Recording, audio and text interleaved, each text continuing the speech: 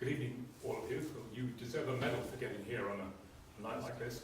I'm Ian Thompson. I'm a member of the committee of the Edinburgh BCS branch. Welcome to this meeting. Before we start, can I just do a quick advert for the next month's meeting? On the 2nd of May, Chris Rees, who's president of BCS, is going to come and talk about ethics and artificial intelligence. I think that will be an interesting discussion. But this evening, we've got a fascinating topic coming up, I think. Satellites, big data, intelligence.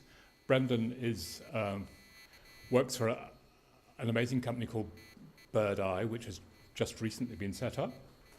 And he's going to tell us about the company and the sort of things it does. So please welcome Brendan Austin.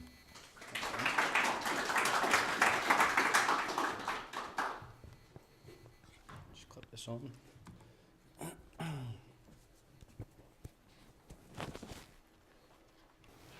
Good evening.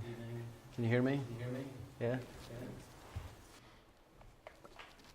I'll take my keys out. I'm Brendan Austin. I'm a software engineer for Bird.i. Before I go through the outline of the talk, I thought I would give you just a bit of information about me, who I am, and kind of how I got here, basically. So I always have to look this up because I can never remember what year I graduated in. I graduated from Glasgow's Computing Science degree course in 2011. Then I went to work for a company called Cereproc.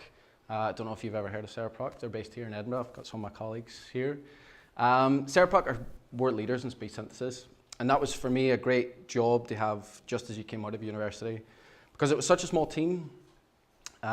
Any project, any technology, any product, it was kind of yours and yours alone. So what that meant was I had to understand what the programming languages were doing under the hood.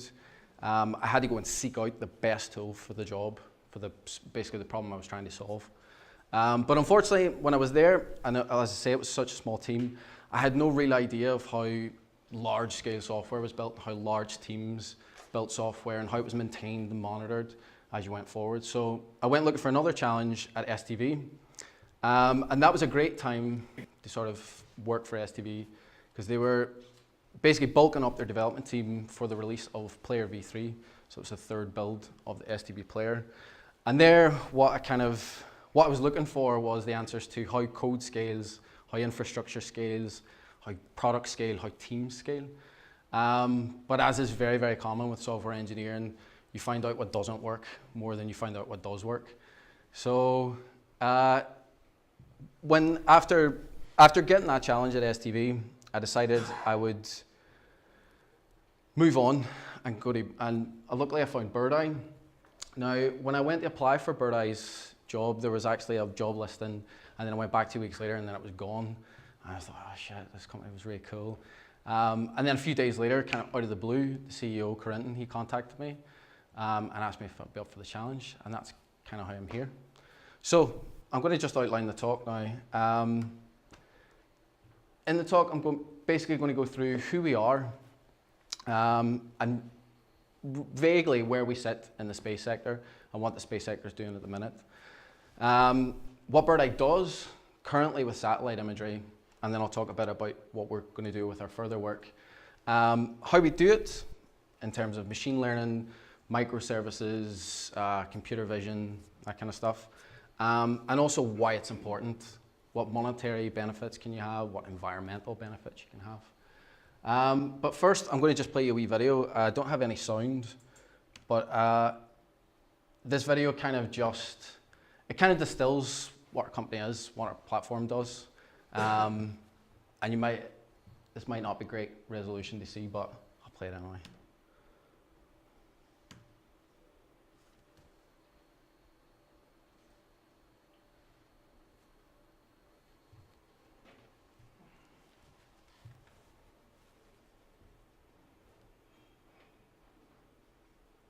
I've got sound coming from here.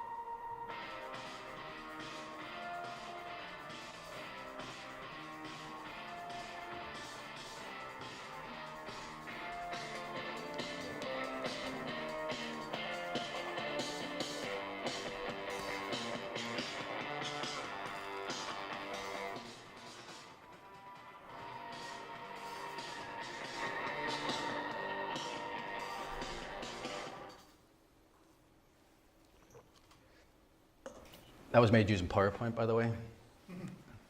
I hope you're as impressed as I was.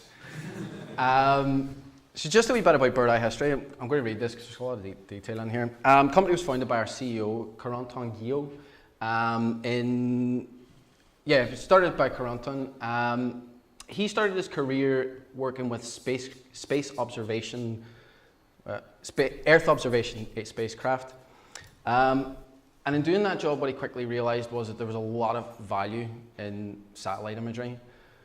But more importantly, what he realized was that if you can give the mass market access to this satellite imagery, then you can fully unlock its potential. So that's when he set out on his mission to kind of bring satellite imagery to the masses instead of your high-value customers with super deep pockets. So in 2014, he incorporated Bird.i in England and Wales, and then 2016, after raising his first round of investment, moved the company to Scotland. I don't know if you do know, but Scotland has a booming space industry at the moment. So there's companies like Clyde Space and Spire, both based in Glasgow. So Bird.i was going to be in good company in Glasgow, but that's not the reason Karantan moved the company to Scotland. In actual fact, it was access to talent. Higher education institutions in Scotland are producing some fantastic STEM graduates, and that's something Karantan wanted to really exploit. So from there, Bird.i has grown fast. We had 5 full-time employees at the end of 2016, 10 at the end of 2017. We expect that to double again to 20 at the end of this year. So just a bit more about the space sector and where we sit, basically. It's no longer Houston, I have a problem, Apollo 13, all that kind of stuff. The space sector is going through a revolution at the minute, and this revolution is being characterized as new space.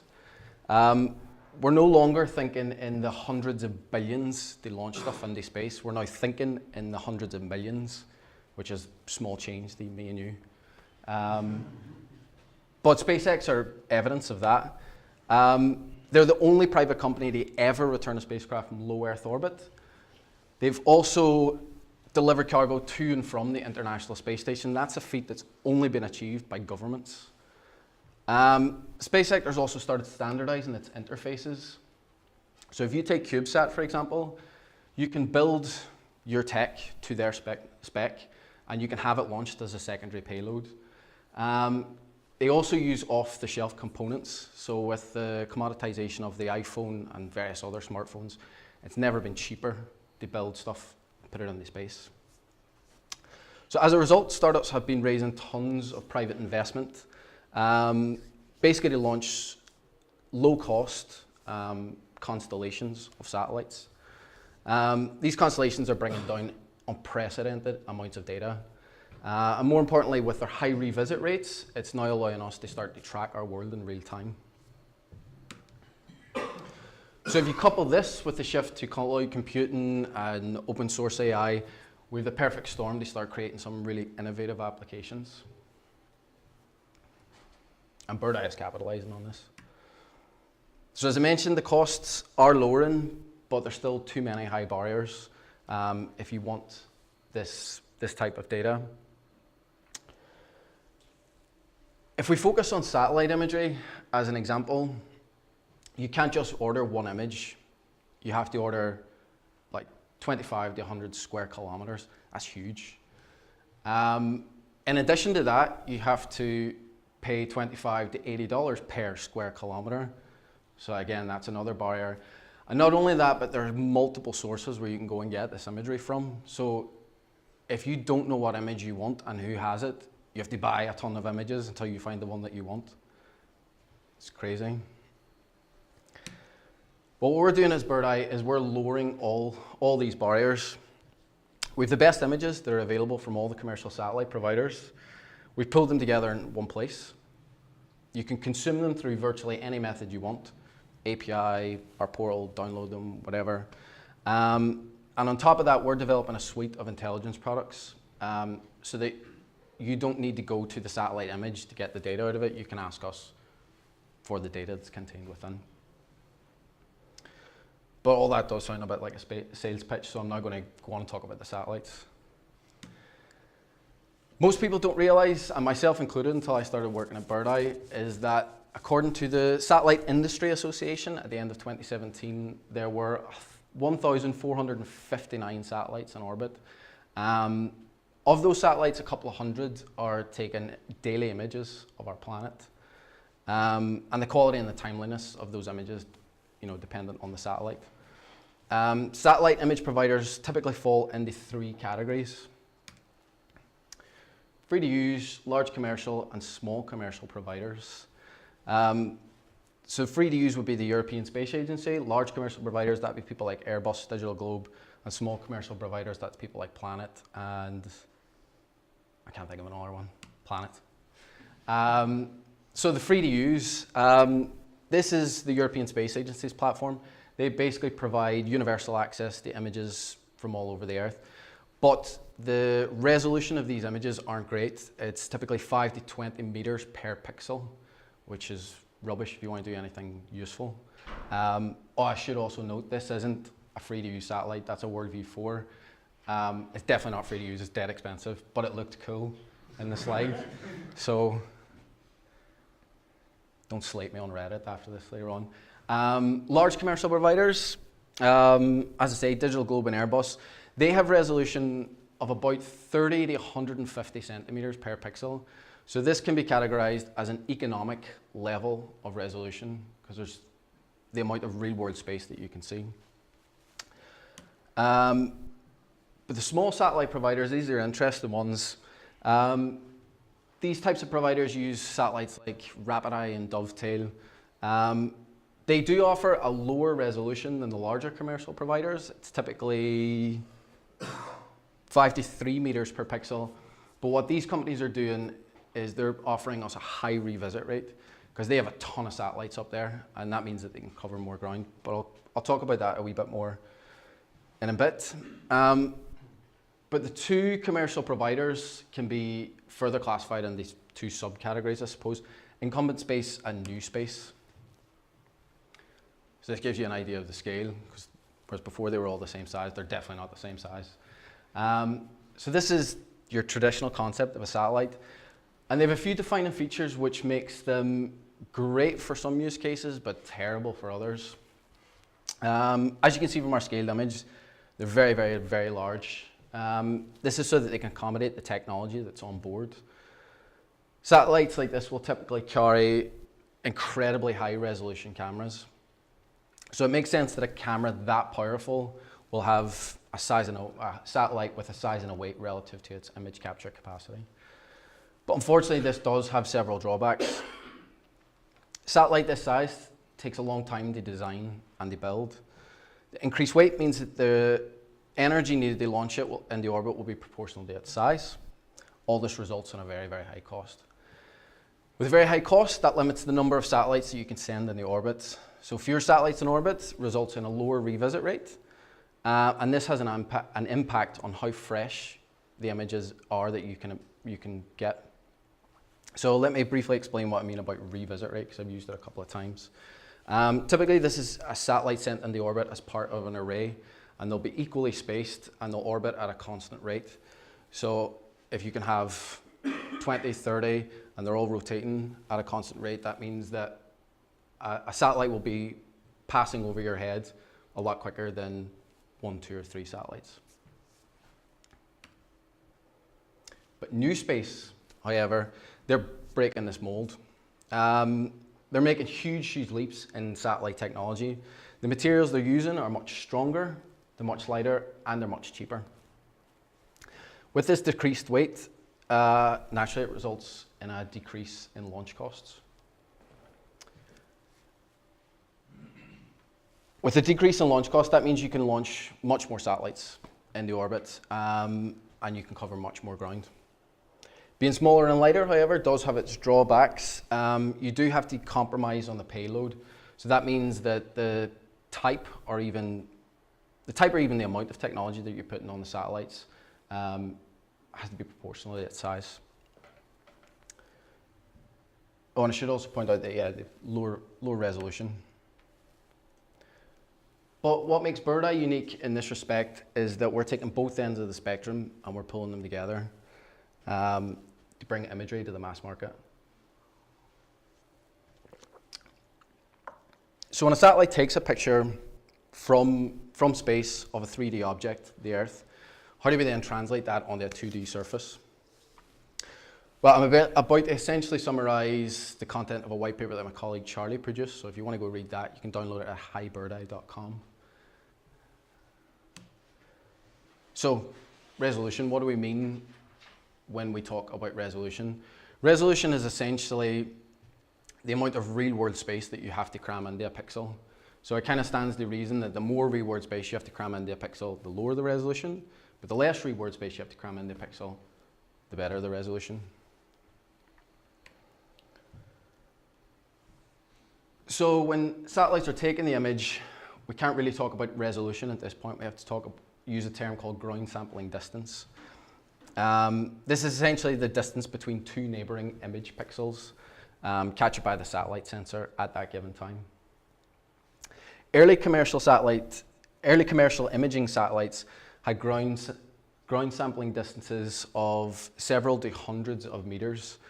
Meaning that large sections of the ground below were ultimately averaged into a single pixel. But in recent years, we've seen a huge boom in sub-meter imaging satellites.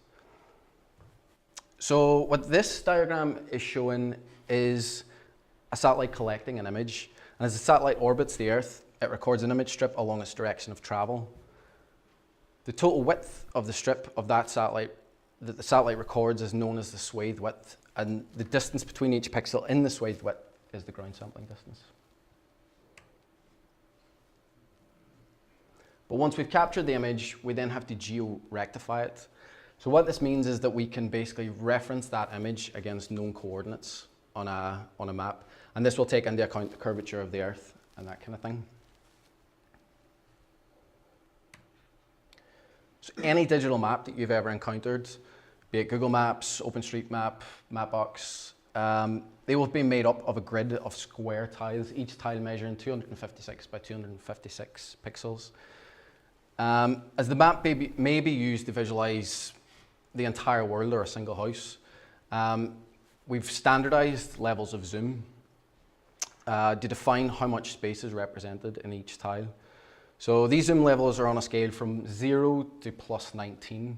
So 0 would be the entire world crammed into a 256 by 256 square.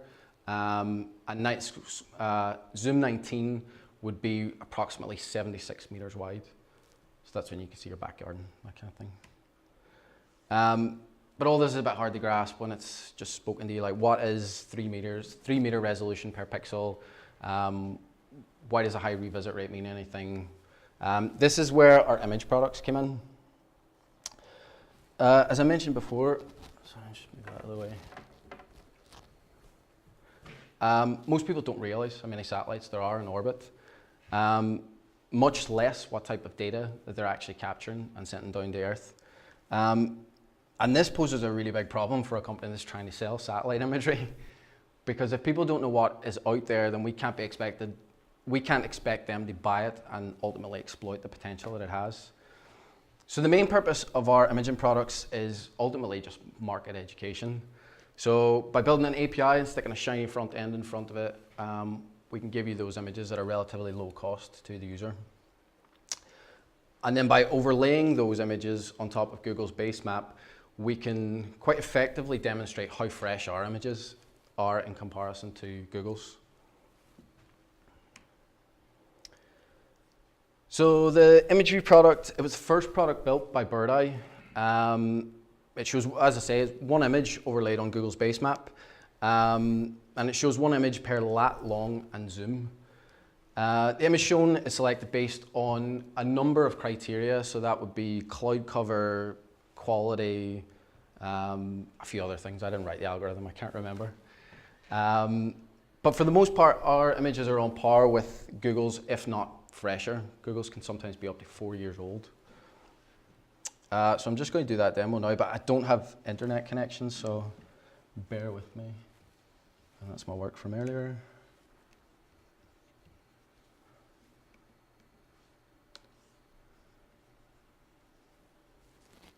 Where's my pointer?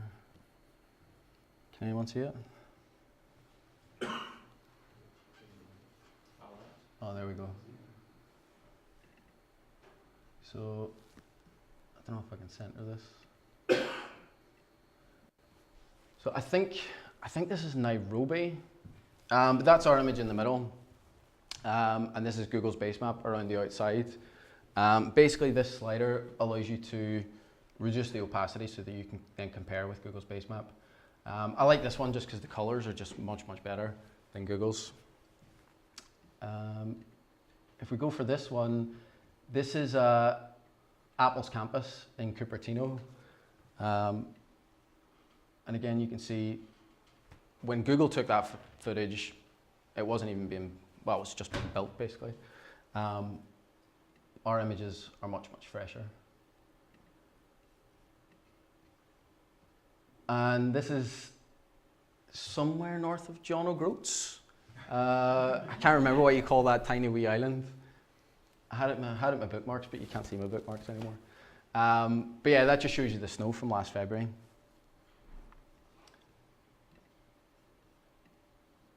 And I don't remember what this one is. I don't remember where it is. But again, you can kind of see the Google's is very old. Ours is super fresh. I have to get my pointer back.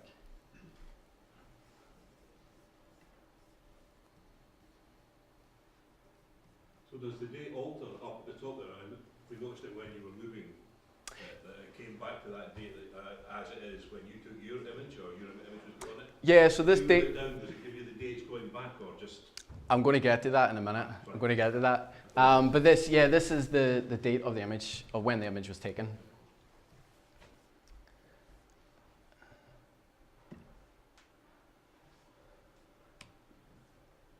So, as you pointed out, when we were doing our UX research, a lot of people thought that slider would actually sort of let you roll the dates or roll the images back in time. And so when we gained that feedback from UX, we thought, that's a great product, let's build that. So that's kind of where the time series came from. Yeah, it just seemed like a good step in the right direction. Because we'd already kind of demonstrated the quality of our images in comparison to Google's. Like that first image I showed where the colors are brighter and it's not as washed out. But we weren't really showing the value of like multiple kind of images of the same place over a period of time. So that's, with our time series, again, it's the same thing. We have a lat long and a zoom, and we use this point to query our catalog. And our catalog is basically a whole bunch of shapes that the satellites have all collected. And then we query that for any shapes that intersect that lat long and zoom, and then we return all those images to the front end. So I'm now just going to give you a wee demo of that. If I can get my pointer back. So this is tethered to my phone, so I don't know if it's going to work. Still refresh. Oh no. Or it's just horribly responsive.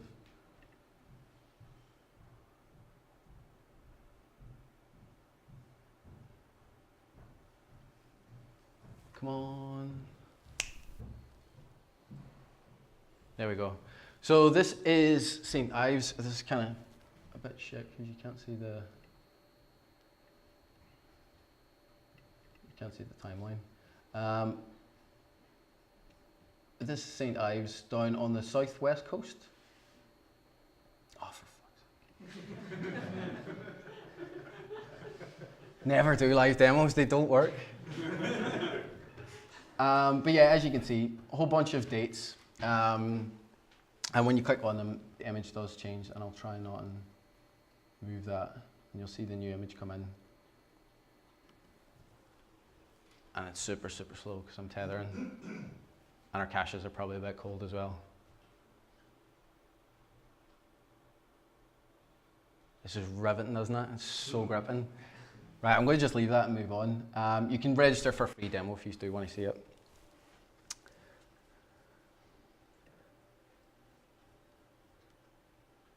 But yeah, by demonstrating to our customers how fresh our images are, and then from the time series, showing the benefit of monitoring one single location over a period of time. That's kind of leads us right into our intelligence products, because that's essentially what we're doing. So I'm now going to tell you about some of the cool ways that we're exploiting the satellite technology. So there's a few things to note. We have complete coverage of the globe. We have super fresh imagery, and we have a mix of low and high resolution. So using a mix of neural networks and data visualization, you can look for patterns in an image, and you can look for just the patterns that you care about. And by continually receiving fresh imagery, you can look for those patterns over a period of time. And then by running all this on the cloud, you can do it without needing any kind of human intervention. And this is essentially Bird.i's big data intelligence platform. So I'm going to walk you through 3 of our intelligence products. And for each one, I'm going to demonstrate the real world problem that we're trying to solve, how we solve it, and also the potential impacts, market impacts, financial, environmental, that kind of thing. So the first up is our oil tracker. I don't need to tell you that oil is, of course, very, very, very important to industrialized nations. It has a huge impact on industry in general. It's so ingrained in modern day industry that any kind of change in the oil industry can be an indication of the financial health of a national or global economy. Simply put, oil's big business. Because of this, monitoring the oil industry can provide some really useful insights and even act as an indicator to predict future trends. And this is why Bird.i have created the oil tracker. So I'm going to tell you a bit about how it works. Crude oil is stored in refineries all over the world. And the oil is stored in large cylindrical tanks. And these tanks have a very unique feature which we can exploit. These tanks have, you'll see that this roof is a bit lower than this roof. And that's basically to minimize the amount of vapor that's given off from the oil.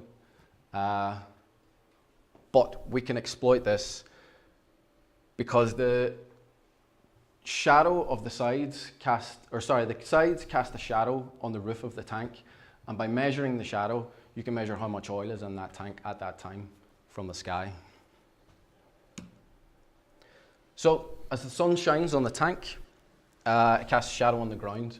So if you take into account the position of the satellite in relation to the Earth and the position of the sun in relation to the satellite, you can calculate the size, the maximum volume of that tank.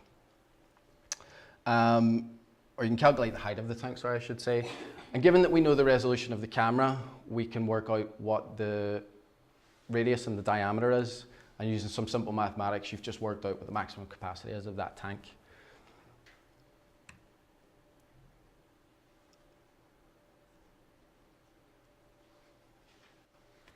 So as the volume of the tank decreases and the roof lowers, the upper sides cast a shadow on the roof. And by measuring this shadow, you can then calculate how much oil is in that tank at that point in time.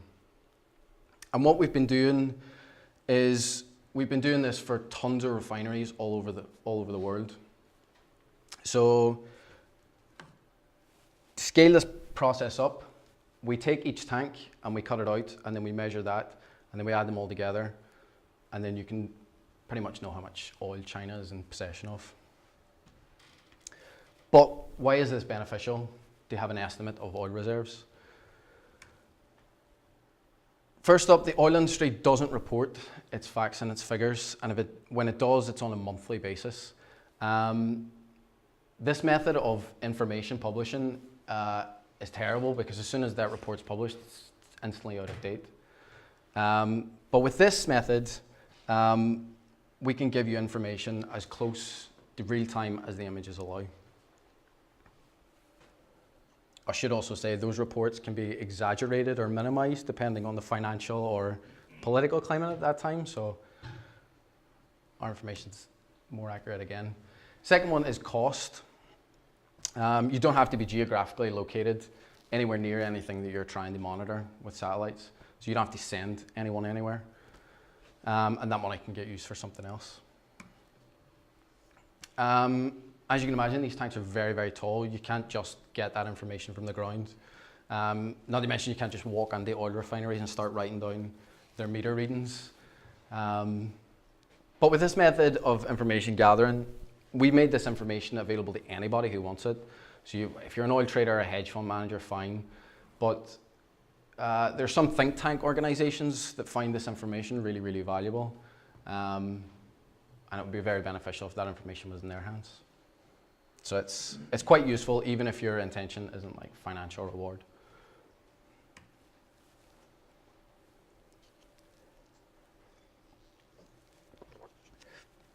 So the challenges, as with any machine learning task, you'll encounter any number of issues that are specific to that problem that you're trying to solve. In this case, however, resolution was a big, big, big factor. As I said earlier, the highest resolution of any commercial satellite is 30 centimeters. So that means for every 3 pixels, that's a meter. That's critically important when you're measuring ratios to the accuracy of your measurement. Another challenge is image quality. Often a high proportion of our images were obscured by clouds, or the start of one shadow came over the end of another shadow, or sometimes our images were just terrible and because of like ground interference.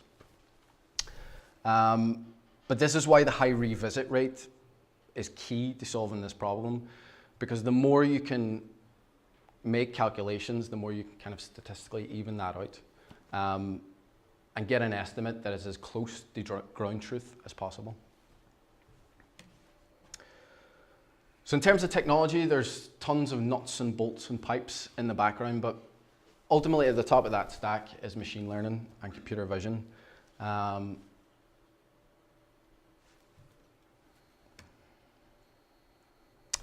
So our second intelligence product is our construction tracker. There are 2 types, and I always got this confused whenever I started working there. There are 2 types of construction that our clients essentially want to track. The first one is construction progress tracking. So that's tracking on a month-to-month basis the progress of a specific construction site. The second one is new construction tracking, which I thought was just our new product, but it's actually new construction tracking. So I know we need a better name. But what that is basically trying to find sites that have just begun construction, if that makes sense. So in the construction industry today, what normally happens is that information regarding construction is gathered manually by agents on the ground, and then it's stored in a huge database by various companies. The agents that gather this information are either visiting the sites of interest or cold calling the construction companies. As you can imagine, this is an extremely manual task, very expensive, both in terms of money and in terms of time. In addition, the information being gathered sometimes isn't that accurate.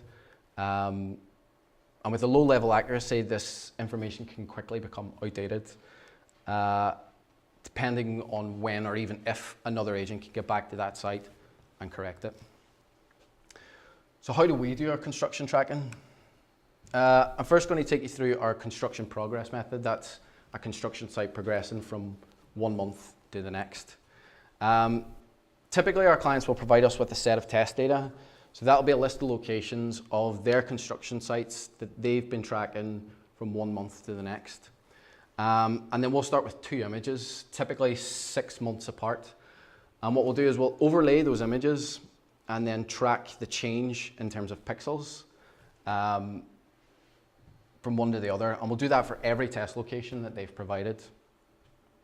From there, we use that information to feed our machine learning model.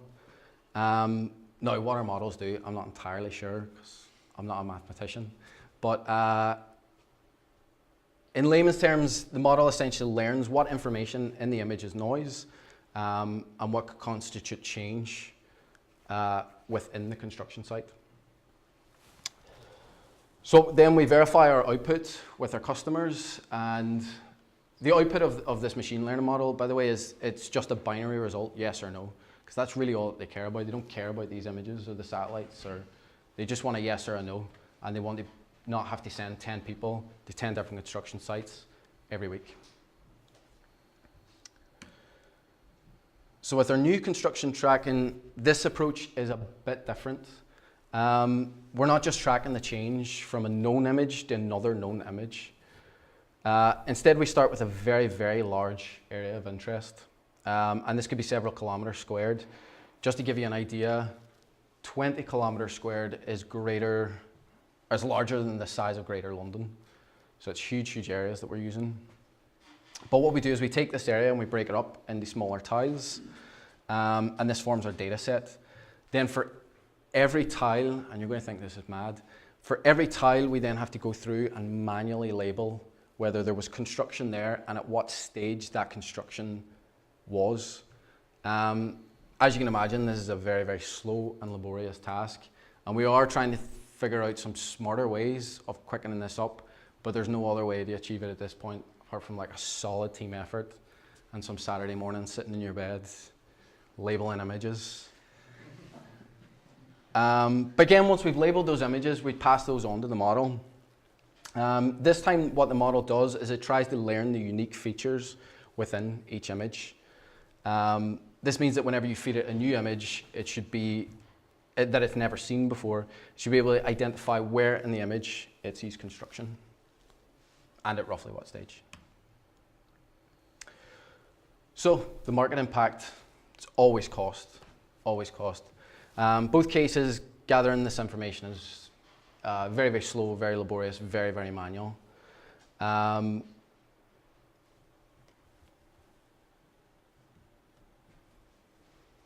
But with our construction tracker, you can you massively reduce a lot of that manual overhead.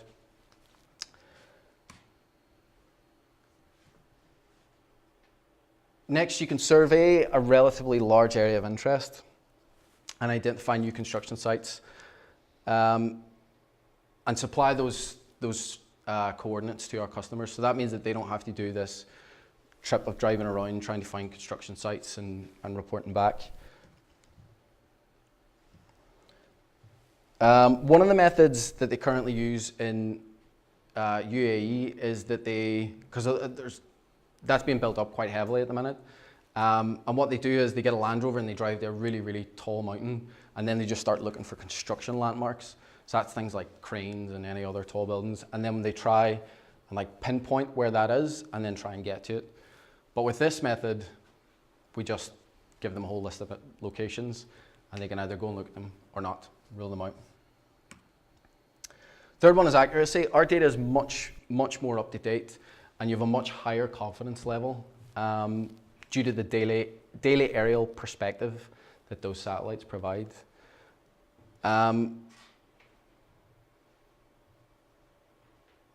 Yeah, with the data that we give, it's more up to date. In most cases, it's much, much more quantifiable than the data that they'll grab manually. So this means that our customers can react quickly to changes or decisions or setbacks or that kind of thing. Last is opportunities, new opportunities. Anyone from anywhere can access this construction data. So this means that you can open up the door for a potential move into a new geographical area that you couldn't access before, or you can get information about the construction industry, probably in places where that information isn't in the public domain or it's very, very hard to come by. So again, the challenges. First off, creating the data set was a nightmare, and it will always be a nightmare, I think. It takes a considerable amount of effort to try and do that. But even then, construction can be incredibly subjective. What might look like construction in a satellite image may be something completely different on the ground. And I've labeled a few camel farms as construction, and they were just fences with camels on them.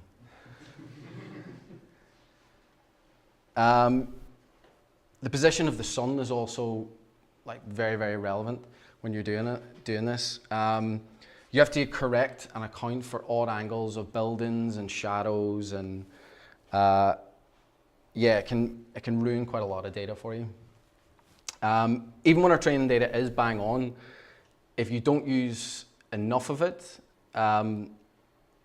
the model can't pinpoint or identify new features, but if you use too much, then the model then becomes biased to the training data you've given it, so it can't recognize anything that isn't from your data set.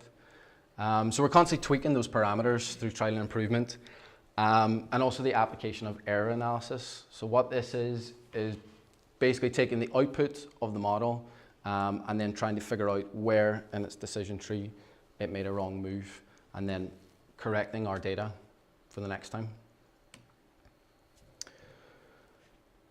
So in terms of machine learning, this isn't a talk about machine learning as such, but I'll briefly touch on the technologies that we are actually using. For the construction progress tracker, it's an ensemble of machine learning models. And we use this in combination with computer vision and neural networks. But for the new construction tracker, we solve this problem using a combination of object detection and deep learning neural networks. So our third intelligence product at the minute is our grain commodity tracker. And I like this one the best. Commodity trade is a massive, massive industry. Specifically the market that deals with the export of grain. Lots and lots of money is constantly changing hands, and prices continually fluctuate. And the biggest issue with this industry is that you never really know from one moment to the next what state that market's in.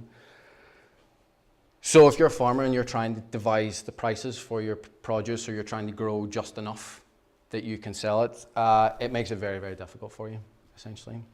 Yeah, and all the information surrounding this market, it's kept secret. It's very hard to come by. But at Bird.i, we want to make that industry much, much more transparent, and ultimately more fair for the farmers that are selling their grain. So how does the grain commodity work? Typically farmers grow their grain on rivers because that's where the banks are more fertile. In this case, for this project, when we were building it, we used the Mississippi River as our target. So along the river, you'll have barge terminals. So the farmers will grow their grain, and then they'll take it to the barge terminals, and then they'll sell off that grain to whoever owns the barge terminal. And that grain will then be exported to places out with the USA.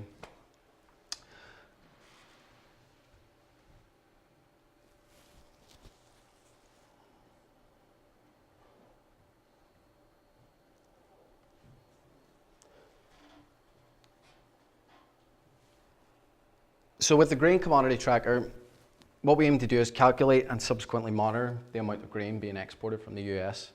And we do it per region as well, so that you can narrow down what your valuations for that produce would be. And as I said, in addition, you can more accurately forecast how much grain it is that you want to grow in order to export. The data that we generate is actually to complement a report from the Department of Agriculture. So it's not meant to be used just on its own. It's supposed to be used in tandem. And they have a weekly report that they publish. But with this product, as we've got daily images, we could ultimately publish a report daily and beat their report by a week. So on to a bit about how it works. First, we have to identify our areas of interest along the river. And as I mentioned earlier, these crops, grown in the Mississippi with all the barge terminals along the river. We then have to identify which ones are grain export terminals, because when we started this project, what we thought were grain terminals weren't. They were just coal export terminals. So that threw our statistics way, way off. But confident in our identification of the grain export locations, we use a variety of techniques to attempt to estimate the amount of grain being produced and then ultimately exported via the river. Once we're happy with our methodology, we can then validate it against historical satellite data and information found in the public domain, that report I talked about from the Department of Agriculture. And the resultant data from this technique, as I say, is a report that we can send to our clients. So far, our data has mapped pretty much exactly to their report. except that ours fluctuates a lot more, but that's solely because we have much, much more data points than they do. So again, the benefits, cost, always the big one.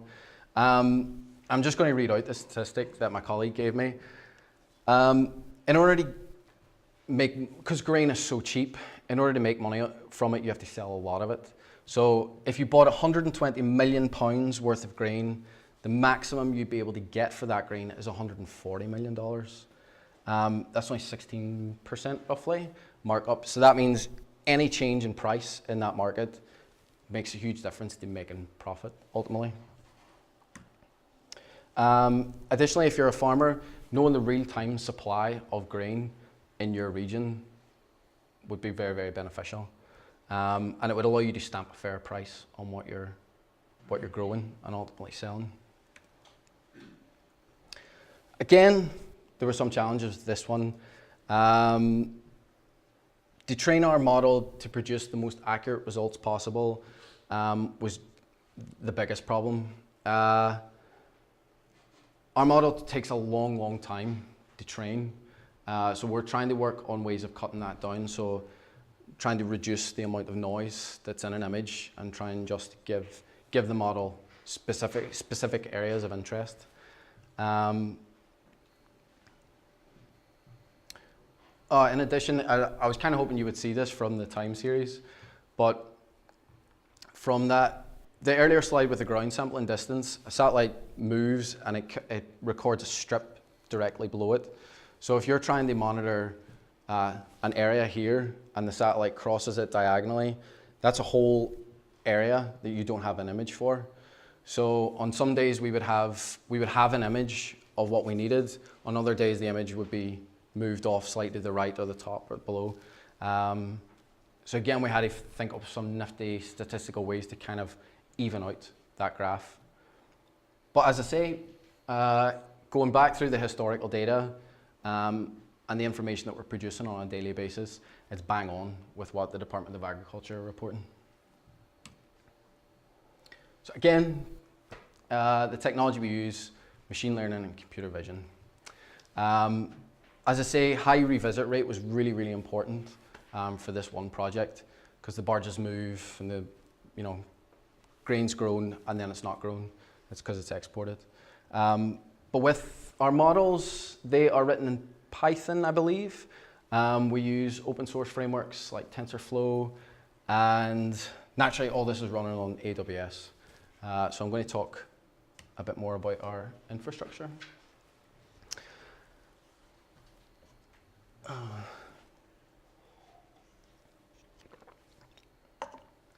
A lot of the stuff wouldn't have been possible. Was it 10 years ago? Is that when AWS started? 10, 15 years ago? A lot of that wouldn't have been possible for startups to do. We didn't have the lovely shiny front-end frameworks that we could show our lovely pictures on. We didn't have a responsive Google Maps API that we could springboard off and use a lot of their geolocation algorithms.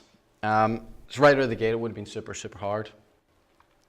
Equally, without the ability to spin up 3, 4, 5 massive machines to train a model, a machine learning model, that would have taken a long, long time on commercial computing, commercial hardware 10, 15 years ago.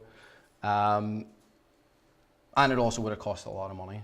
So needless to say, AWS and cloud computing, they've really kind of given us the boost that we need. They've a vast array of products. They're absolutely reliable. They work out of the box for the most part. But yeah, when we built this infrastructure, what we realized is everyone's use case for these images is completely different. And whilst the underlying tools and technologies are roughly similar, it's not one size fits all. So we knew very, very early on that adopting a microservice pattern for our architecture would have been key to allowing us to scale.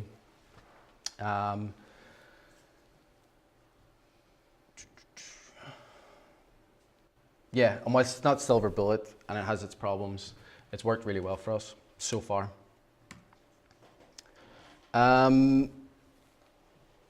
I think you'll agree, some of that work is really quite cool. I remember the first time I was shown it, my head was blown. You could calculate how much oil was in a tank from the sky. Like, that amazed me. But where do we see this platform moving in the future? What else do we have to do? What benefits can we ultimately supply people? Well, there's still a lot to be achieved with satellite imagery. And as we've demonstrated, satellite imagery is an ideal candidate for two types of applications. Tracking changes over time and extracting features from a large swathe of imagery. At Bird.i, we're focused primarily on using this technology to benefit the environment. So we all know that our planet's on a knife edge at the moment. Fossil fuels are just killing the earth.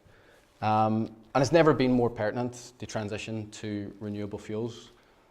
So in the very near future, what we hope to do is apply these technologies to products involving solar and wind farms, deforestation, that kind of thing. In addition to satellite imagery, satellite imagery, there's a ton of other data that we can get hold of that we're currently not yet using. And I'm going to read these out because I can never ever remember them. Spectral band data, which helps us track the vegetation. Synthetic aperture radar, which helps us scan the surface of the Earth. Automatic identification systems, so that will help us track ships and other sea vessels. Automatic dependent surveillance broadcast, that will ultimately help us track planes. And GPS-RO, which makes use of radio signals that are transmitted from GPS. And when the regulation and the technology is a bit more mature, airborne and drone imagery. Drone imagery specifically is crucial because it can solve problems that satellites can't. You can get much higher resolution over much smaller areas or much smaller projects. So that will help you track on a micro scale agriculture or construction or anything you want, essentially.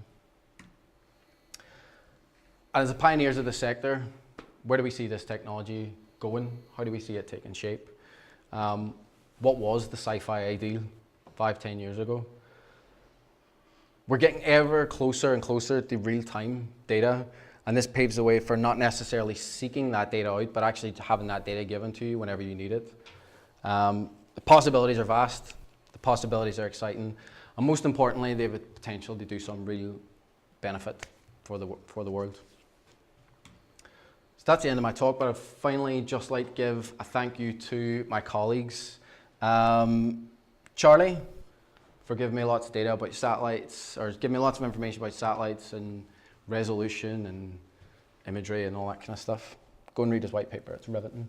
Corinton, our CEO, he gave me all the Bird.i history and told me how he started the company, and yeah, it was quite inspiring.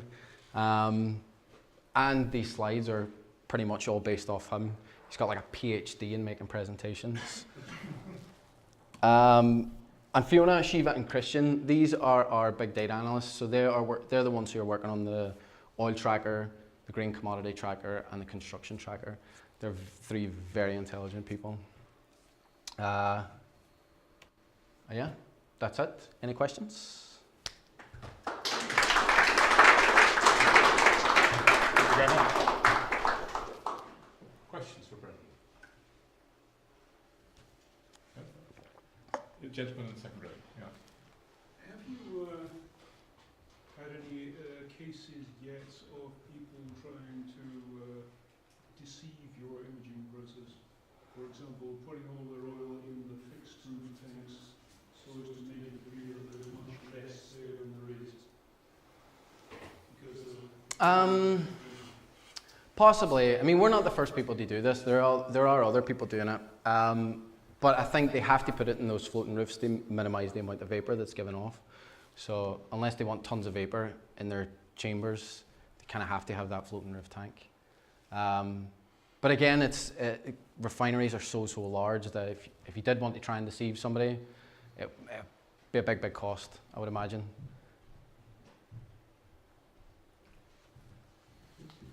I might have missed it, but what is it that you are tracking with the grain? So we're tracking the amount of grain that's exported, and then trying to match that up with how much the grain cost at that time. How are you tracking? Are you counting how many ships? I can't tell you that, unfortunately. I deliberately left that quite vague, because as of yet, no one else is doing it. So. This- There's a lot of talk right now about kind of space data and all that, but you touched on drones at the end. Yeah. Obviously, launching a drone is much cheaper than launching a satellite. How would you kind of see like businesses like Bird.i, like the balance be like? Do you think like with Bird.i and the markets? Well, drones will solve a problem that satellites can't. So it kind of just all comes down to what problem it is that you're trying to solve. So I think our CEO, he did a workshop with students from Glasgow School of Art, and he was like, this is the data that we have theoretically. What kind of project or what kind of product would you build? And they came up with this idea that if you were driving home and you were looking for a parking space, you could have a parking space pinged to your phone, and then the GPS would guide you to it. And the way that would work is like you'd throw up a satellite or throw up a drone, it would fly around the area of your house, find out where the parking spaces were and weren't, and then ping you a list of locations. So it's that kind of thing. It's getting the data much faster and on a much smaller scale, which you can't do with satellites. You can really only get 1 or 2, maybe 3 images of a location in a day. But even in order to do that, you have to have a very large constellation, a very large array of satellites. So that's kind of where we see the drone imagery coming in. We also have, or we've been talking to somebody from South Africa who wants to try and track their vegetation using drones as well. We haven't moved on that one yet, but yeah, there's tons and tons of applications. And like I say, drones can do things satellites can't, satellites can do things drones can't. Kevin. Hi. As the cycle time reduces and you get closer to sort of real time, what are the privacy implications for what you're doing? In what respect? Potentially, I could kind of walk out of my house in the morning and I could pop up on your website. And you could follow me driving into the office. Kind of thing. Well, as I say, the And if I'm not a customer of yours, is that really information that you should hold? I mean, that's a very good question. I don't have the answers to like the privacy concerns or like even the ethics around it.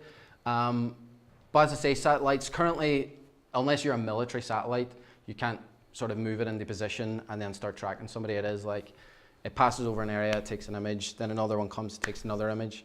So there's probably a very large distance where you're not being photographed at all. So I'm not suggesting for now, but kind of in the future, as it progresses more towards real time, potentially with drone streaming and that kind of thing. Yeah, unfortunately, I haven't thought about that. I don't have the answers just yet. I think they're governed by the aerial photography. So if your resolution matches aerial photography, you were flying over, say, J.K. Rowling's house, and you photographed her property with her children in the garden, she would sue you for publishing those images because she's very litigious, whereas other people might not. But, so it depends on how famous the person is you're taking these pictures of and how deep their pockets are. But there are issues on privacy and ethics surrounding it. But you know, if it's commercial application, generally speaking, you should be okay. But there will be areas where you will have to be very careful, otherwise you will be sued. And that's kind of the thing where we don't necessarily want to give people those images just for whatever malicious reason that they want. When we build these intelligence products, we're quite often just handing out a report or a yes or a no or something like that. So we don't give away those images as products. It's more sort of the information that you want disseminated from them, I suppose. Related to that, do you actually store stuff or do you aggregate from the sort of primary sources on an as-needed basis? It's as and when we need the images. So what we do is we have partnerships with a lot of the commercial providers, in fact all of them. And if we're looking for a specific location and a specific date range that we don't have, we will go and harvest those images. Sometimes we just get the newest image.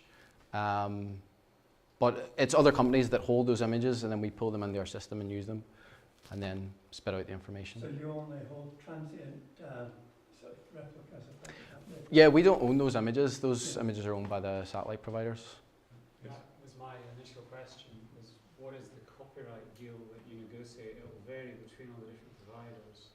Do you have any information on that? 'Cause they will want a cut of the pie, I expect. Yeah, I mean, I do know that we have commercial agreements with them all, but as what those commercial agreements are, I have no idea. You say you use AWS. Yes. Over Google Cloud. I know Google Cloud, they have special chips that enable like TensorFlow to run faster on their sort of cloud services. Is that something that would be interested by you? Why do you choose Amazon over Google?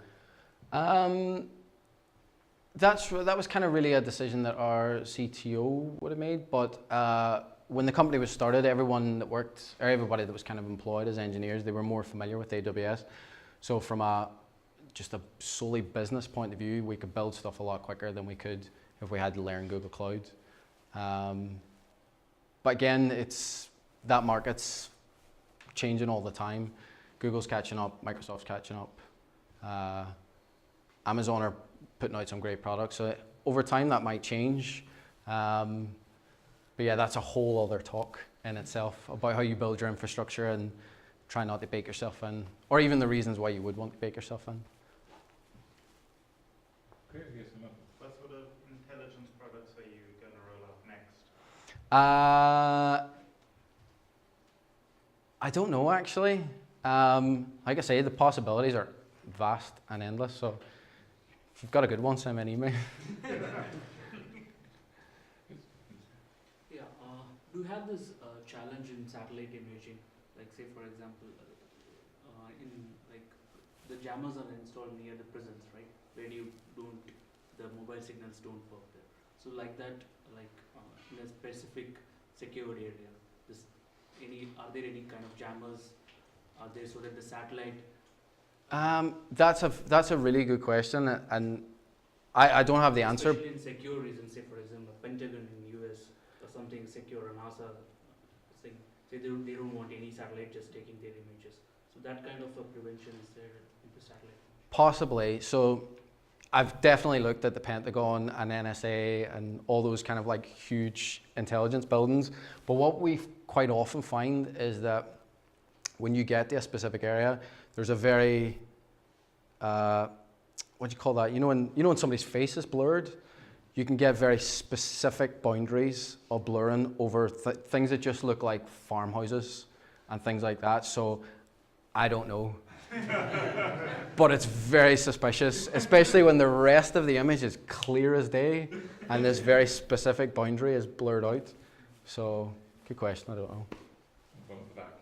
Sort of follow on or a point of the question in terms of that one. I think obfuscation in satellite imagery used to be very popular a decade ago, but there's now so many commercial providers that are based in different jurisdictions that really it doesn't happen. There's lots of old examples you can bring up where things have been hidden, but there's so many, as you said, so many satellites going up there, so many different jurisdictions where it's not in these companies' interest to hide things. So whereas the American government or the Chinese government, or there's also issues between India and Pakistan where things could be shown, largely disappearing. Any thoughts about that? I kind of don't. Yeah, there's something I've not really looked into, and yeah, all the legislation behind that stuff. It's not something I've ever really thought about that much. Somebody in an office will think about that for me. Yeah, even until about 10 years ago when I was dealing with urban survey maps, there were things left off quite notably, and they're all coming back on again now because you can go to the satellite image and see interesting military establishments that were not meant to be away. Or you could just track it with the text. And the superfit ones are the ones you worry about. One from me. If you're growing at this rate, what skill set would you be looking for in a young recruit? You know, if I had a nephew graduating next year, what skills would he have to be recruited by Bird.i? That's a good question because I've been doing a lot of interviews since I've been there. And I don't look for anything particular. I don't care if you've used Java or you've used Python or anything like that.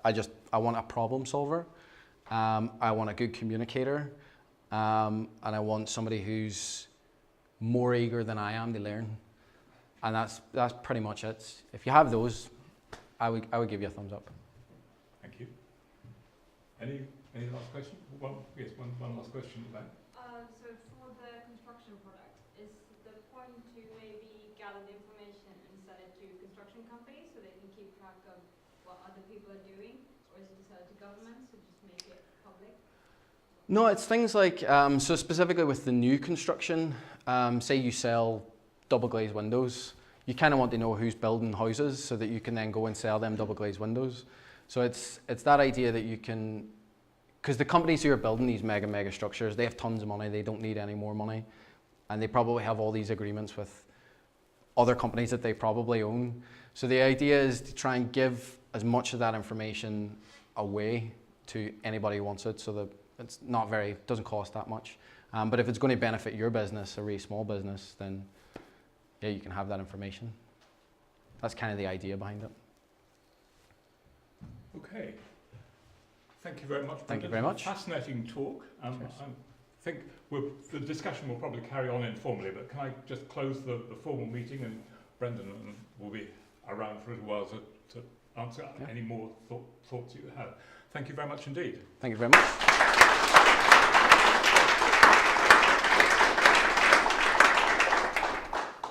Cheers.